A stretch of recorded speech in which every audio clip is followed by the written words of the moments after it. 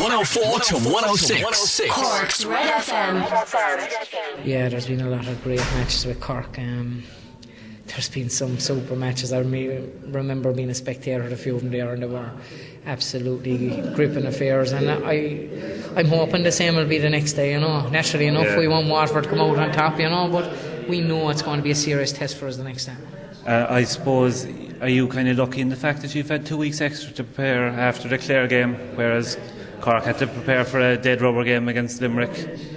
Yeah, I wish I could say that was the case. We lost 3 weeks to club championship, so we did. We've 3 weekends gone, so I think you know yourself that, and then over on Cork, if teams are playing club championship, their clubs haven't during the week. So that means over, I think, a 3-week period, we got to train twice. So it is. We didn't get as clear a run as people think, but that has to happen. That's the way it is. But certainly we've got a bit of work done this week. We'll do the bit next week, and we'll be ready for road. And I suppose you've had time to plan for what Cork might throw at you. I haven't seen the game against Tip. Listen, they were phenomenal that day, but I think the one thing I've said is their conditioning is second to none. Their body strength is up, their physique, like they're so fit, it's unreal. Like, we know that, and you see the older players. And I had an article, I think, in the paper before they played Tip, where I said I thought that Sean Hogan and Zaki would have big games in that day, and I was glad to be proven right.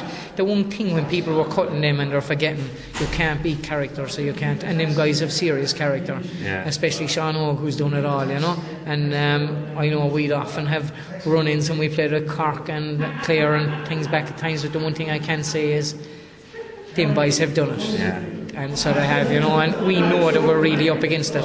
And when you took over LIT's Fitzgibbon team, you made Kieran Murphy captain, and that's something that Cork have done as well this year.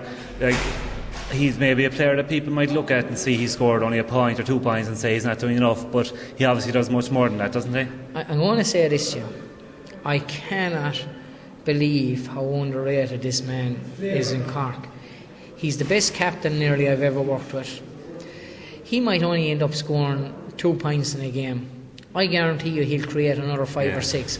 I'll guarantee you the amount of tackles he'll put in is unreal. But the thinking of this lad, like, I seen his shape out there the last day, it was absolutely incredible. So it was. He played well out from goal, created space there the last day, wasn't selfish. I know what this guy has. This guy is a special guy. I would love to have him involved in any team.